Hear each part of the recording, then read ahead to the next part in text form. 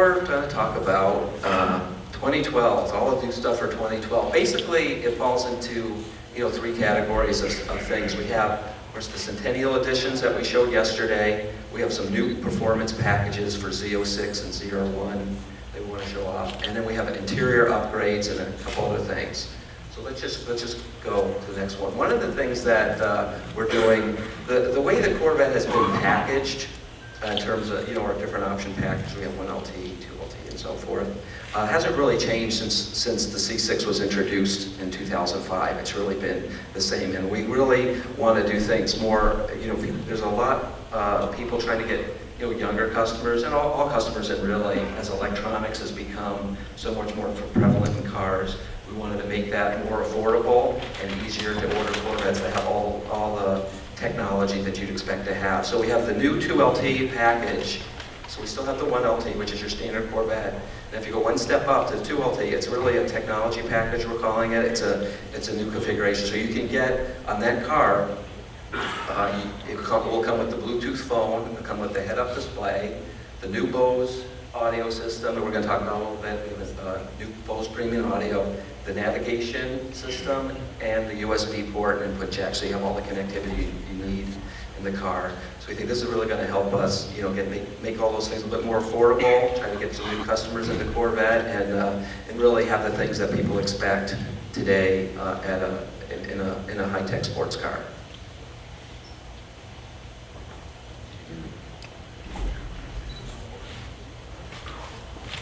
All right, let's see if I get this right. Okay.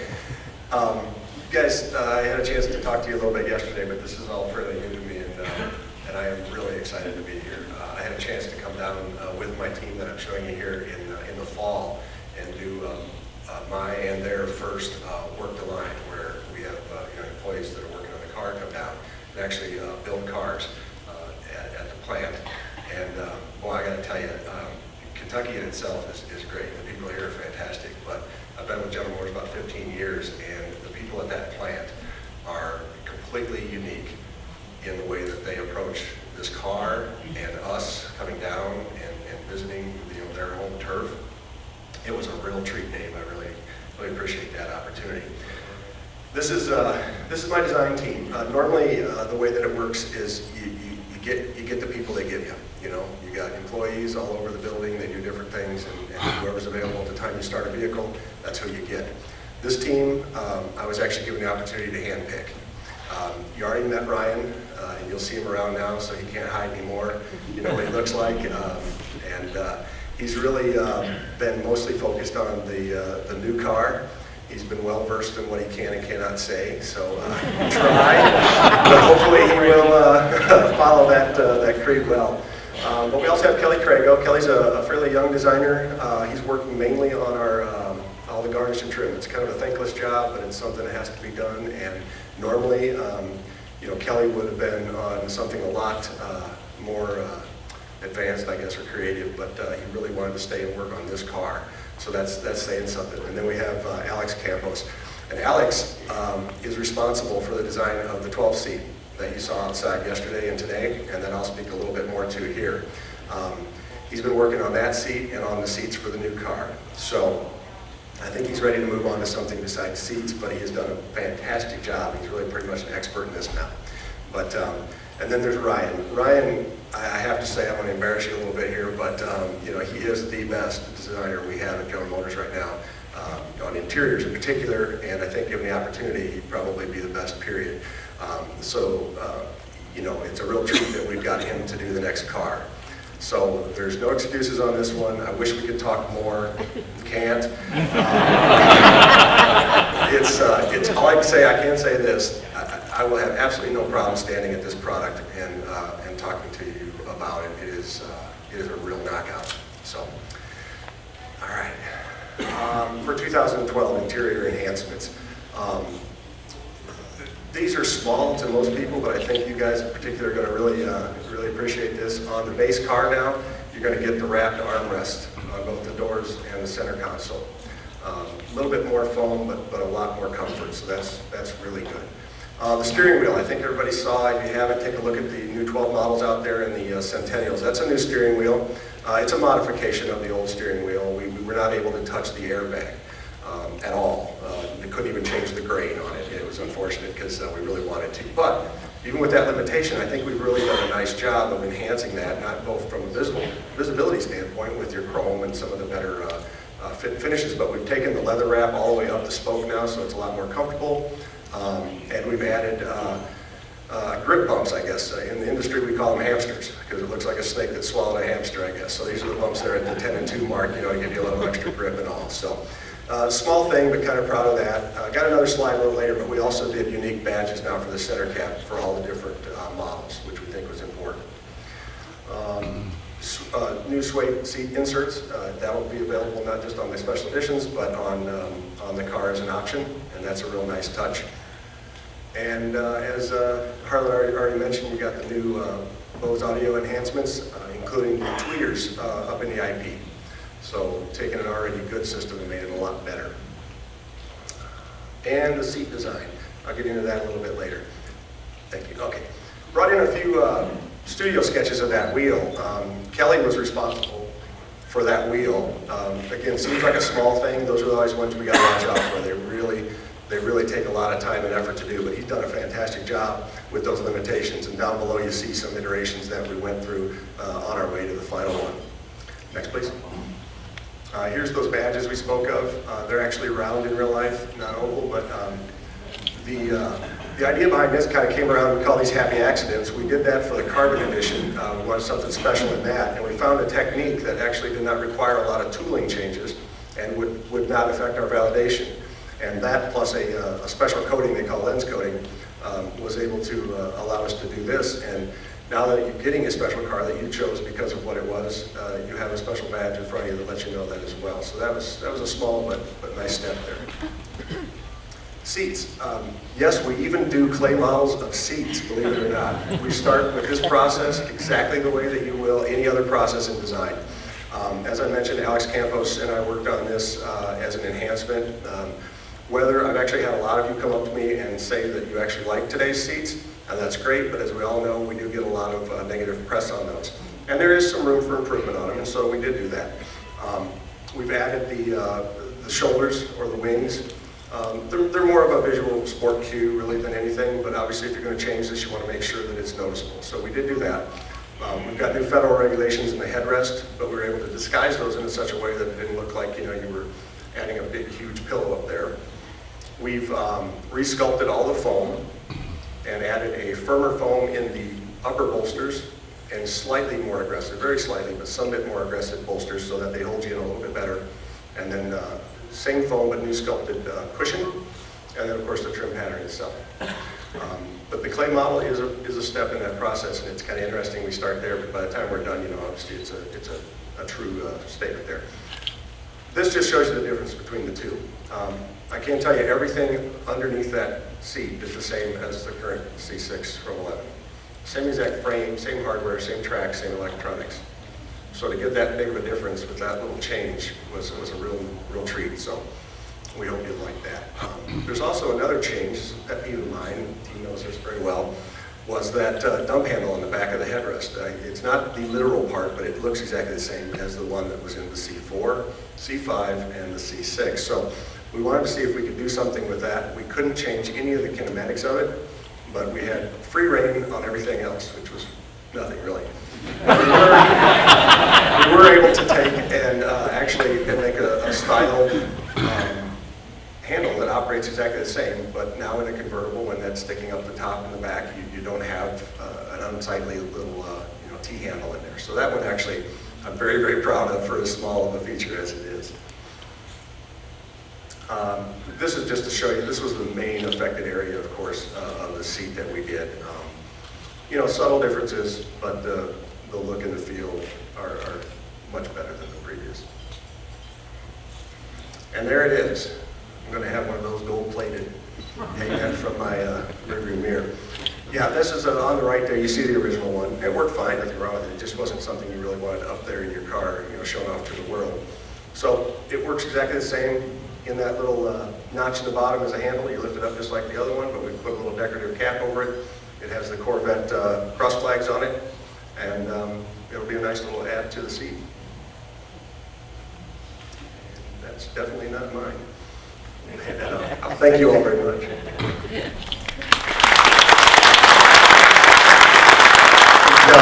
Craig is very passionate, focused on both the big picture and small details, everything on the interior. You can see that the car is actually outside. We brought some seats for you because seats are not easy. There's a lot of details, a lot of integration that goes into them. They're extremely challenging, but we've been wanting to make some improvements for the seats for a long time. So actually the vehicles that we're picking up from the plant, the very first 2012s, still have the old seats in them because the seat development process is running right up until the start of production. So all customers, when we change over the plant this summer, the real customer cars will have the new seats in it, and that goes for every Corvette model. Craig mentioned improvement in the audio system. This is another thing, taking customer feedback, reading on the forum. People have other names for our Bose system that is not most complimentary, I guess I'll say. And we've known that we could do better, we could upgrade it. There's technology out there to upgrade the audio system, and so we've done that. We've added 2 new speaker locations. These are outboard on top of the IP.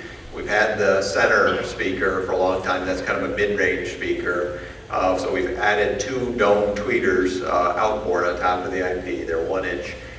They're neodymium, that's rare earth magnet speakers. That's the best speaker magnet you can get. It's the most powerful magnet. So really powerful, crisp quality sound. So taking that high frequency response up on top of the IP changes the whole perception of the way the audio system sounds. The first thing I did when I picked up my car down here, driving out of the plant, was crank the radio up because I wanted to make sure we were getting what I thought we were getting. And sure enough, compared to the old car, which sounded like you were listening to the audio system from around a corner, now it sounds like the audio system's right front and center. The sound stage is up nice and high. The high frequencies are real crisp, real clear.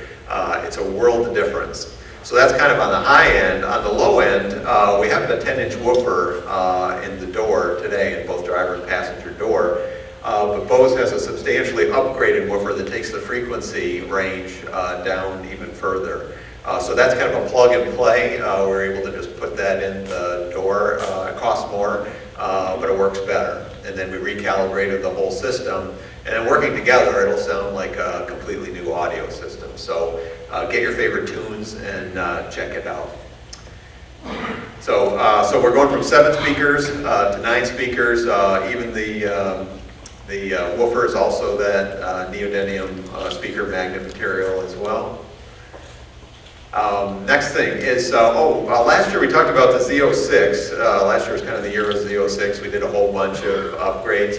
We're doing more of that this year. Magnetic selective ride was part of the Z07 package last year, so you had to pay a lot of money because it was packaged with ceramic brakes.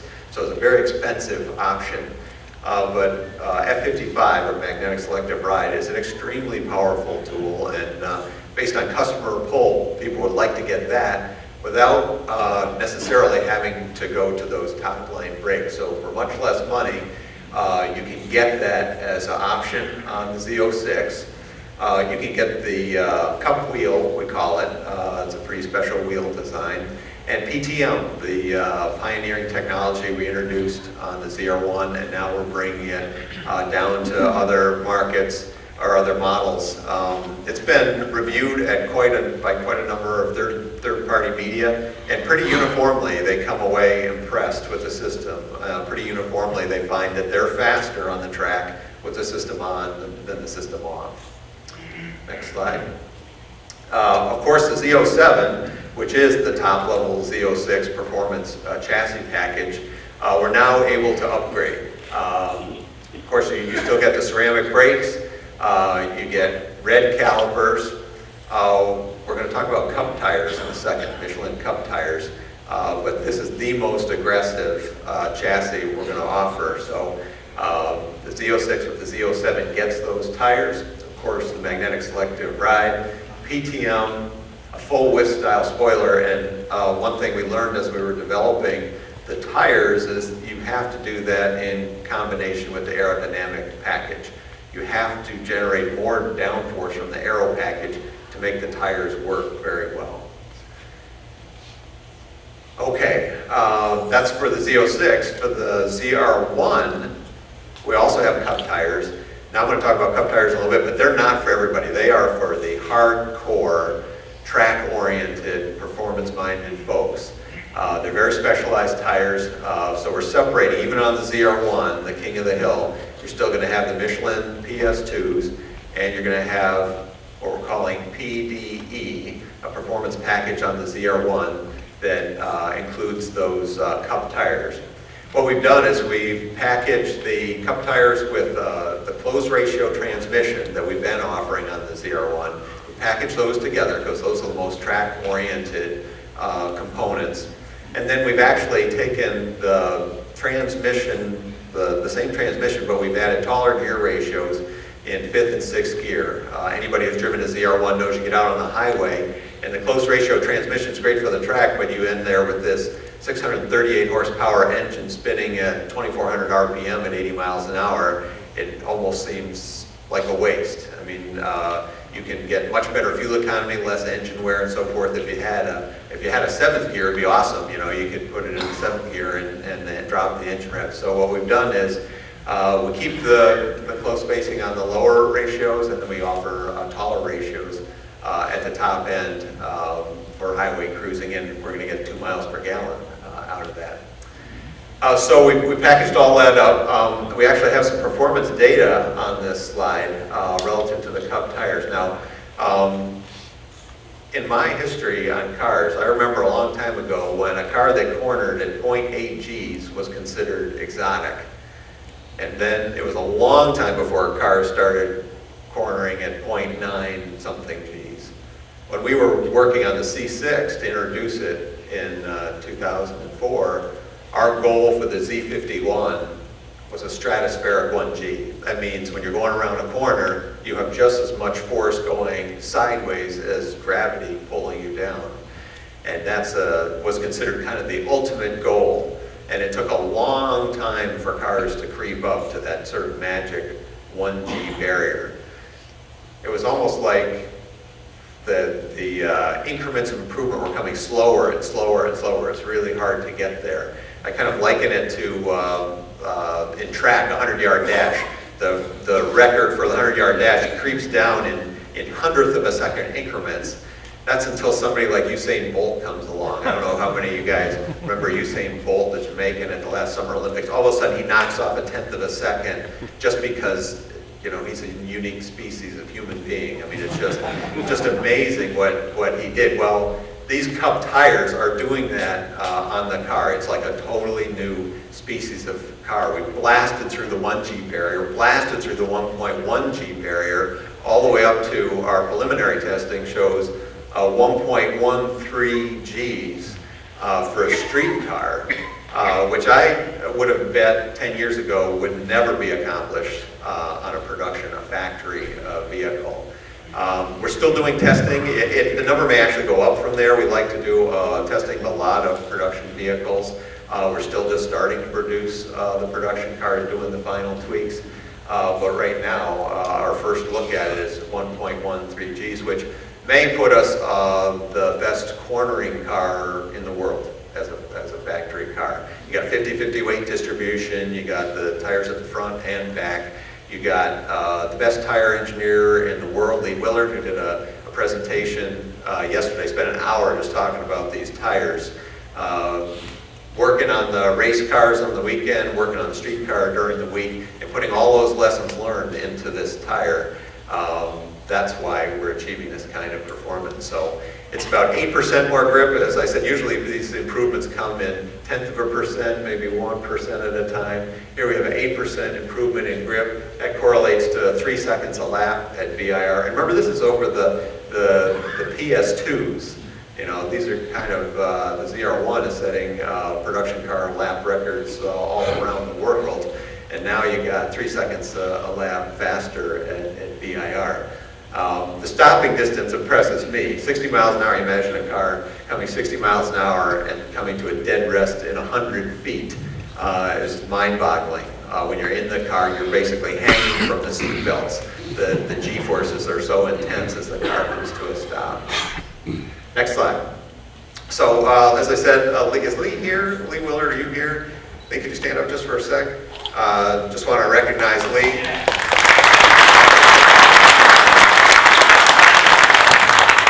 How many of you folks saw Lee's seminar yesterday? Raise your hand. So quite a few. So you guys already saw the kind of passion and dedication that Lee brings to his job, and we're really lucky to have him working on our Corvette tires. And we will have him working on our next-gen tires as well. I can promise you that.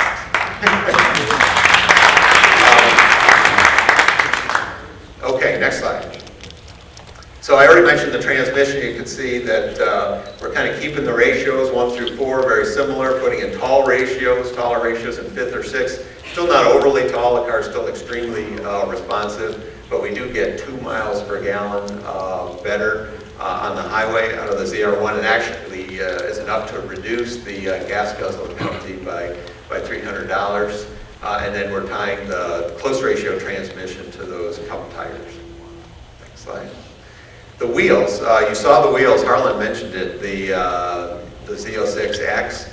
We did a sneak preview, you know, we needed some cool wheels for that SEMA car. We said, hell, why don't we just put the upcoming production wheels on? We didn't say anything, we just put them on there. And we got a lot of positive feedback. People said, geez, can I get those wheels? They look pretty sweet. Kirk did an awesome job designing these. They're now my new favorite Corvette wheel. I'm seeing the machine face one on the right for the first time. We didn't see it in the studio. We'd obviously done the black wheel for the SEMA car and the Centennial. We had seen that. But that machine face wheel is extremely bright. It's extremely open. So it can really show off the free choice you have on caliper colors now. So you can mix and match and show off those colors behind that wheel. It's an extremely efficient wheel, even though it's very stiff and very strong. This wheel is actually 5 pounds lighter than the old ZR1 wheel, the painted version, and 12 pounds lighter per vehicle than the chrome. So that's a pretty substantial reduction in unsprung weight.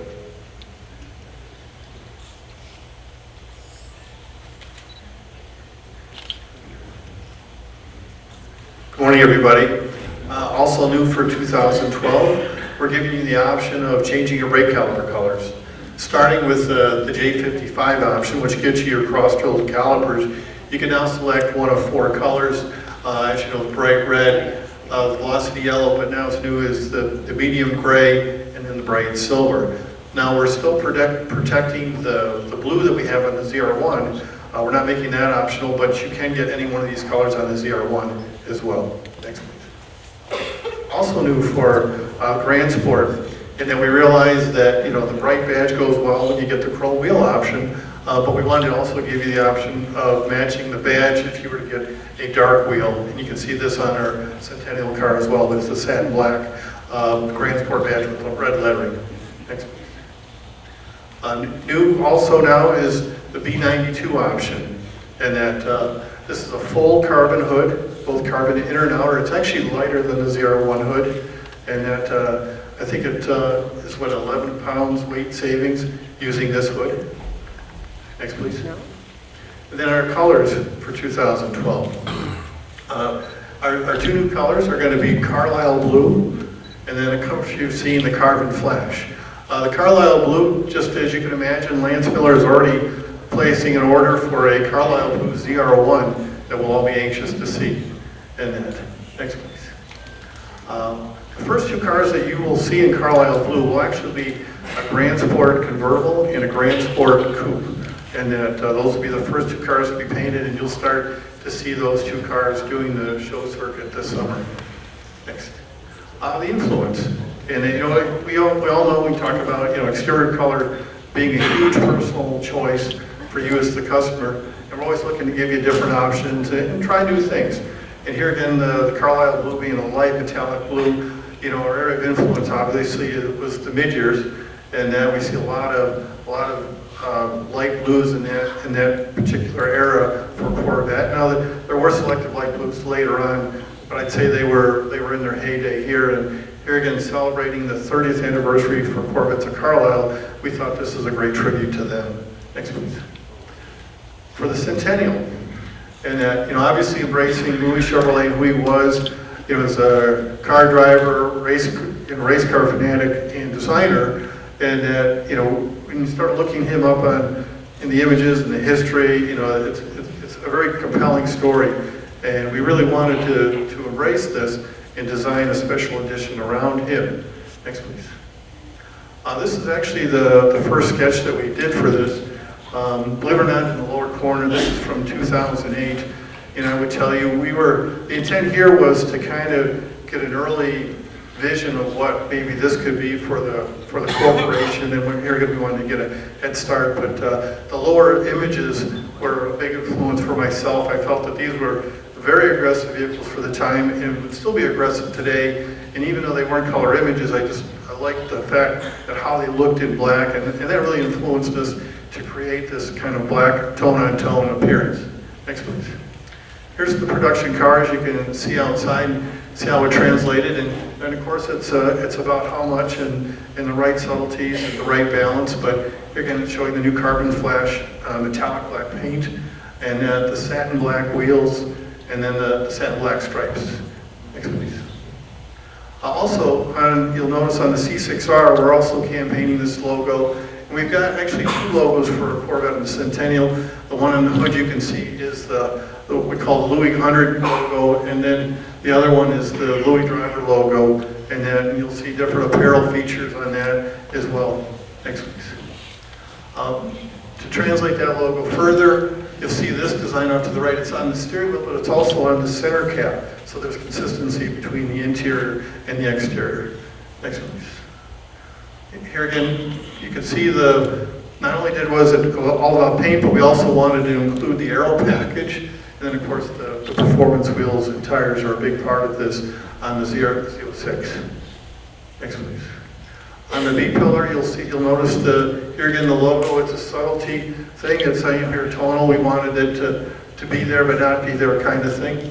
And then the badges, the cross flags for the Centennial, have the black background and then the 100 logo up at the right-hand corner. Next. To the wheels.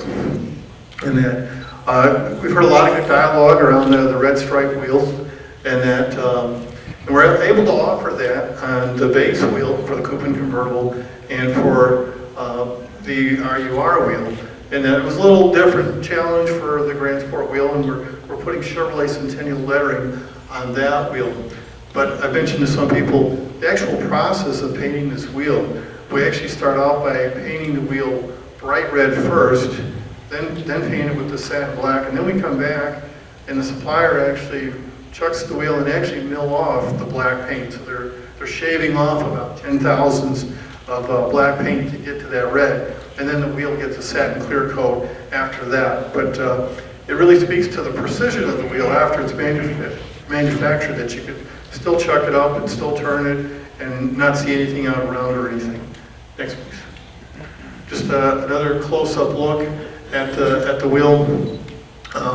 The one thing you'll notice when you look at them outside is that there's actually a Corvette logo on the rim flange. This is the first wheel that we've done that on. And the way we've done it is we've actually raised up the portion of rim section there, and we're actually adding weight to the wheel in that position. But what we're doing is we're countering the weight from the tire pressure sensor on the other side of the wheel. And the idea there is we're trying to reduce the number of wheel weights that you have to offset that balance. Next, please. And as in closing, like I said, it's great seeing the Centennials out there. Here again, it will be offered on all body trim models and that. Later on, you will see the coupe and convertible. I would tell you the Grand Sport convertible was a nice surprise. We were able to review that today. Okay, thanks.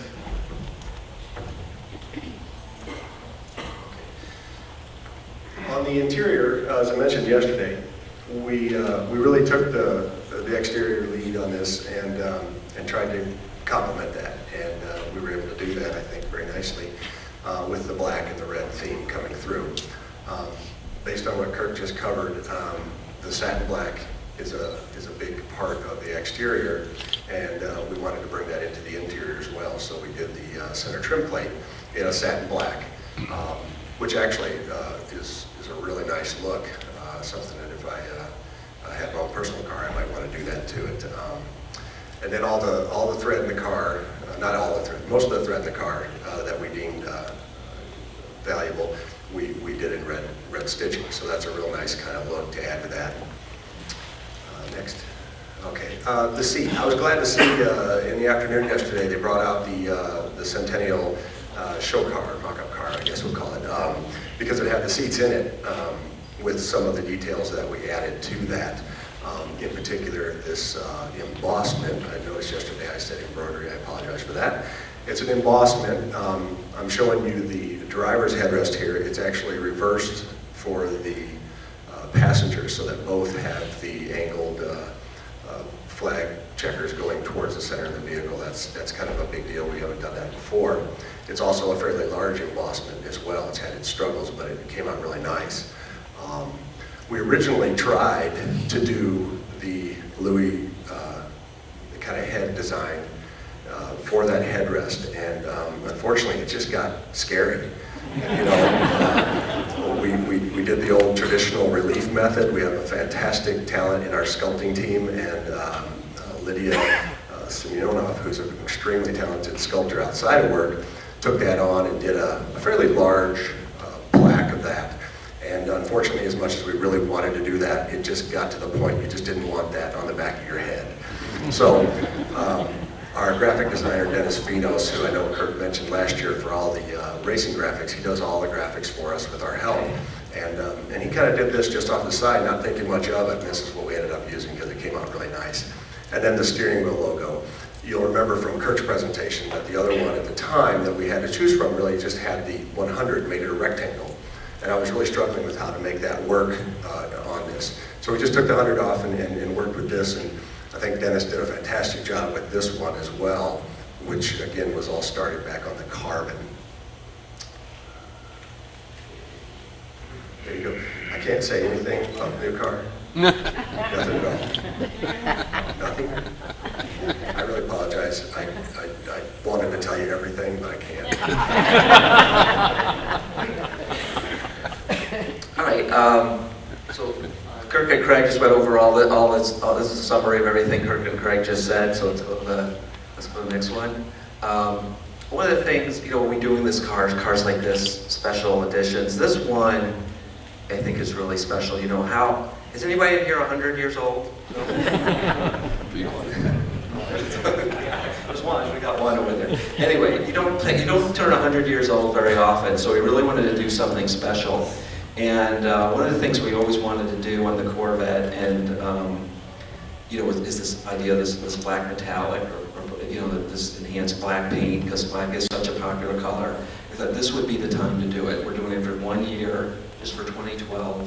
2013, regular black will be back. So this is your only chance to get this in the Corvette, and really to celebrate the 100th anniversary of Corvette.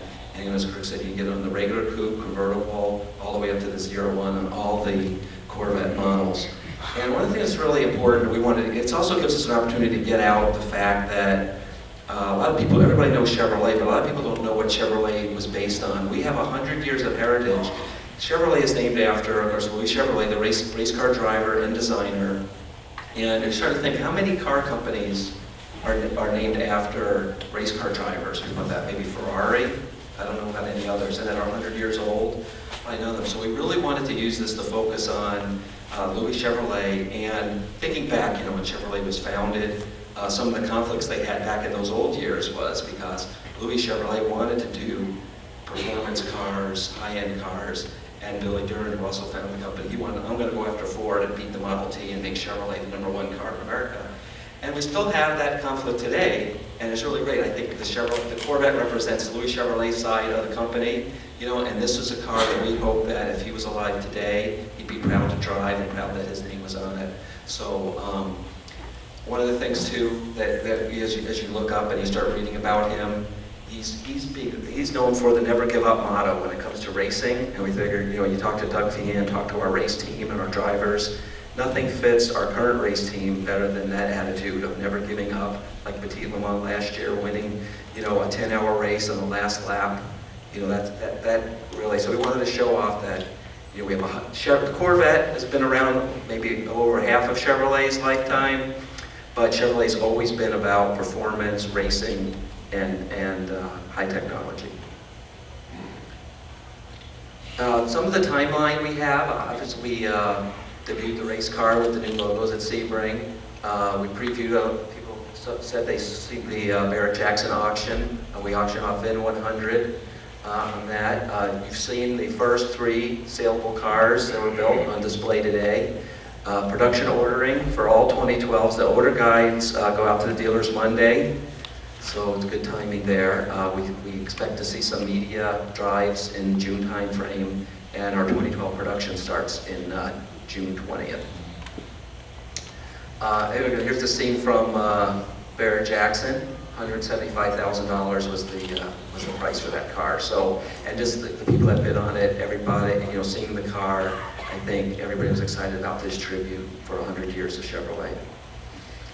One of the things, before we end up, I do want to go over a few things quickly on the Corvette ownership experience. We talked a lot about the car, how, of course, the Corvette is all about the car, how special it is. But because you're a Corvette driver or Corvette owner, I always like to point out there's so many special things that are open to Corvette drivers that drivers of other cars don't have the opportunity to have. So let's go over those quickly. Let's start on. Of course, there's a personalization. You think of all the things that we've done over the last few years to make it so that, we heard, this is from talking to everybody here, that you want to make your car special and want to tailor your car the way you want. Just think about all the colors we have, convertible top choices, interior choices. Then we have color stitching options, headlamp options, brake color options, lots of wheel choices. On the advanced score, you get 4 different types of stripes. And then if you don't like what we recommended, you can order and order your own. You want a yellow car with red seats? Go ahead. So anyway, we've got a lot of that. So let's see the next one. Of course, the accessories. Corvette continues to be the best General Motors car in terms of accessories per car. Let's go to the next one. The museum delivery, of course, we're so proud of that. Everybody that does that thinks it's the best thing they've ever done here at the museum. It's a great, if you haven't done that or talk to anybody, there's probably lots of people here that have done that, they'll tell you how great that is. The buyer's tour, you can see your car being built here at the factory, be the first one to start it, and really get that connection with your car that you saw it being built. And if you can see that, or if you want something to remember that by, or you can't get to see your car, the museum will create a photo album for you that shows the step-by-step of your car, great pictures of your car getting built together. It's really a luxurious book item that you can have and keep with your car at all times. Next one, the driving schools. Of course, ZR1 is included in the driving schools. We have our 2 partner schools. They're official. Of course, everybody knows Ron Fellows at Spring Mountain, and of course, Bondurant, also famous, Bob Bondurant, Performance Driving School. And even if you don't have the ZR1, it's a great way to, a lot of people want to ask me, how much horsepower should I add to my car, modify your car? The first thing you want to do, go to the driving school. You get more out of that than any modifications you're going to do to your car. And some other things we have, of course, the Corvette Corrals, the ALMS races. It's a great way, a lot of us go to those, and a great way to watch the race. The high-performance driving events at different tracks around the country run right here at the National Corvette Museum. And of course, we're all excited about the future Corvette Museum Motorsports Park. That looks like, last few days of here, we're really moving forward on that. And a new thing we have too is for a few people, they want a certain VIN number. If you get to us in time before we get to that, we can try to arrange that for you also. And the engine build experience. What we do, we give you all these parts and say, build your engine. No, not really. We've done the engine builder experience for open to Z06 and Z01s at the Performance Build Center. You get to eat dinner with me and Tadge, if you're lucky. And the real thing is people have done this with the ultimate connection between you and your car. You can build every part of your engine under the supervision of one of our trained experienced builders. Everything is step by step along the way. Still get your 100,000 mile warranty. Don't worry about that. And then Dave here will put it in your car for you, so you can, and you'll get the name tag that you were the builder of the engine on the engine. So it's really been done for everybody. It's a premium thing. It's kind of the ultimate Corvette fantasy camp. You can be part of that experience and build your engine. Actually, we just had a few of the people do the carbon edition engine. LS7 engines come through very recently.